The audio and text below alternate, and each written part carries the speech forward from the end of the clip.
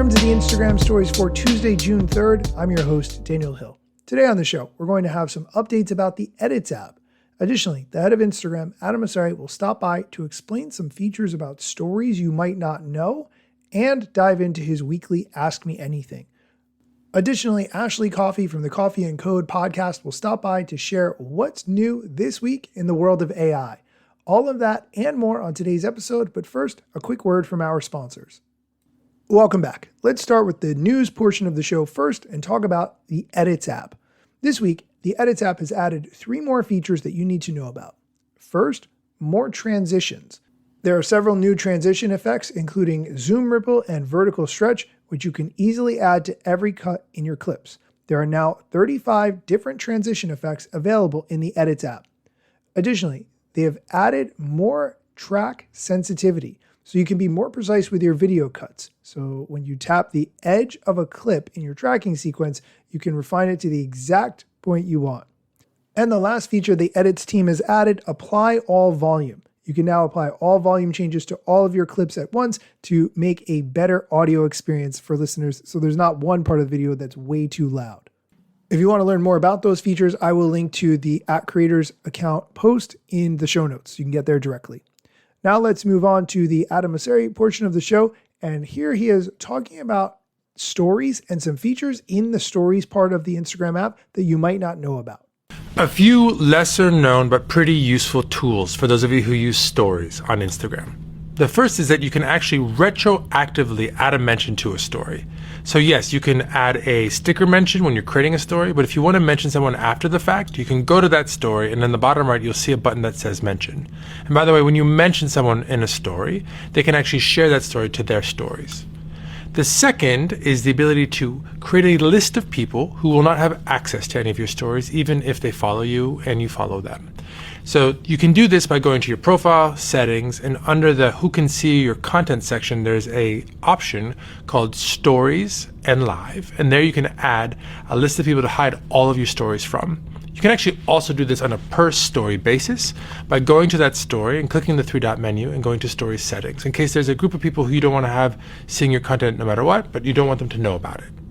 And lastly, for you power users out there, there's a bunch of extra features if you go to the stories camera. So you swipe right and you're in the stories camera, and in the top right there's a little gear button, and if you tap that, there are a lot of options. Things like deciding who can reply to your stories, or whether or not you want to support story comments, or whether or not you want to actually save every story you share to your camera roll. So for those of you power users who want to go really deep, there's a bunch of good options there.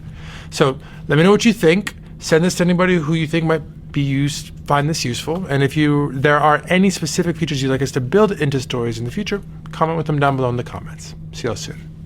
Peace. I'm pretty sure you're all familiar with those features, but it is good to periodically look at the settings. You might have hidden your story from someone years ago for a specific reason, and maybe you look and you realize, I don't need to hide my story from that person anymore. Okay, let's go on to the Ask Me Anything portion of the episode, and let's start with a question that actually does relate to stories. Does it matter how consistent I am with posting stories or just reels? I would say that it is most important to do it in a way that will not burn you out. Here's Adam's answer. It matters, but not as much as it matters for reels. Generally speaking, I don't want to tell people to post more than they're comfortable posting. You should do what's sustainable for you, what you find enjoyable, and what you find works for your goals. But if you do stop posting for a long period of time, the ranking system sometimes doesn't know how well to value your content, and it can hurt your engagement. We're trying to fix that. It's not something that we want to be a feature of the system, but it's a more significant thing in Reels than it is in Stories. Okay, let's go on to talking about the Reels bonus program. This is a program that Instagram had for some time where they were paying creators for making Reels. Then they rolled back the program. Then they were testing it in certain countries. It seems like the testing is not going well, but I think it's because it's coming from a bad place to start with. I'll explain more once Adam answers the question, is the Reels bonus program working? Not yet. I think working means the program is not losing money, just breaking even. The payouts are significant enough that they don't actually burn credibility with creators. And the eligibility criteria is public, so you know what you need to accomplish in order to be eligible. Right now, we have not been able to achieve those 3 things for the Reels bonuses. We're actually closer for the photos and carousel bonuses, which is interesting. But what we find is when we pay people to create more reels, they do, but they don't create a lot more reels. The reels that they do create aren't as engaging as their normal reels, and it doesn't drive enough incremental revenue for us to even pay for the checks that we write to creators. So it's just burning money right now. We'll continue to iterate because that can change over time as how efficiently we monetize reels changes, as how creators' behavior on different platforms changes. But so far, not working. This answer drives me absolutely crazy because I think fundamentally Instagram is starting from the wrong place. Here are some stats to give you context. In 2021, Instagram generated $32.4 billion in ad revenue. By contrast, YouTube, which pays creators and is the gold standard for paying creators, generated $28.8 billion in 2021. So in comparison, Instagram made $4 billion more than YouTube. Think about this in context. If YouTube can pay creators fairly, and Instagram makes more money than YouTube, but yet cannot find a way to pay creators fairly, something is fundamentally broken. Do I know how to fix it? Yes, pay creators more and make less profit. I am not a shareholder though, so I understand that that view is slightly jaded. However, Instagram is coming from a place where historically, since they have not paid creators, they expect creators to create content for free, and if they do pay them, that they will create higher quality and more content. That is starting from a fundamentally wrong place. This really bothers me. In case you think I'm making these numbers up, I will link to the Business Insider article from 2024. I covered this in a Reels video before. I've covered it on the show in the past, but I think it is really good to go back and look at these numbers and understand that Instagram does not want to pay creators and will not pay creators the way they need to be paid. YouTube has really set the gold standard in this regard. We're going to take a quick break. When we come back, the head of Instagram is going to talk about why Meta AI exists and how you could potentially use it. And Ashley Coffey is going to stop by to share her latest updates on what's happening in the world of AI. All of that and more. Stick around. Welcome back. Continuing with the questions and answers from the head of Instagram. The next one. What's the point of using Meta AI on Instagram? Here's Adam's answer. Depends on what you want to use AI for. The things that I'm most excited about are certainly AI creative tools to help all sorts of creatives tell their stories, make more content, make better content, or people who starting to make content that wouldn't have made content otherwise. Also really excited about using AI to help us better understand content in order to build search properly, translate videos so that they can be relevant and reach people all around the world who speak other languages, as well as supporting all of the meta bets like Meta AI. Since we're on the topic of AI, here's this week's update from Ashley Coffey talking about all the things AI related that you need to know about. Hello, everyone. Ashley Coffey here with your weekly roundup of AI news that happened related to social media this week. Thank you to Daniel Hill for having me come on and guest little spot here. It's really awesome to be able to share the latest AI updates with you all. As you know, technology is changing so quickly and it's just hard to keep up. And being able to collaborate with Daniel in this way has really been exciting. So thank you, Daniel. All right.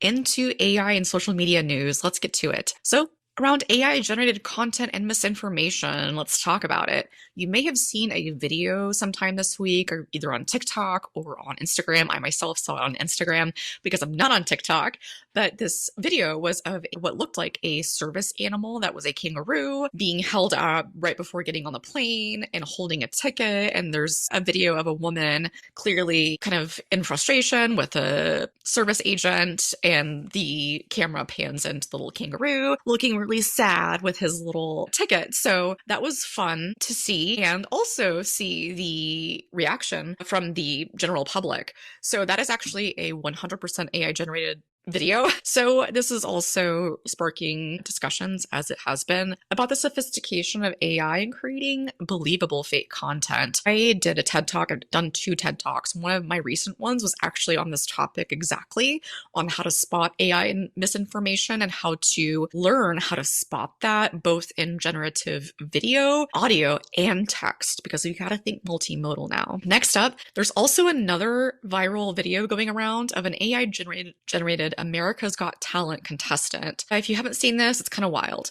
This fictional contestant named Ernesto captivated millions with a heart-wrenching performance, and later it was revealed that he was entirely AI generated.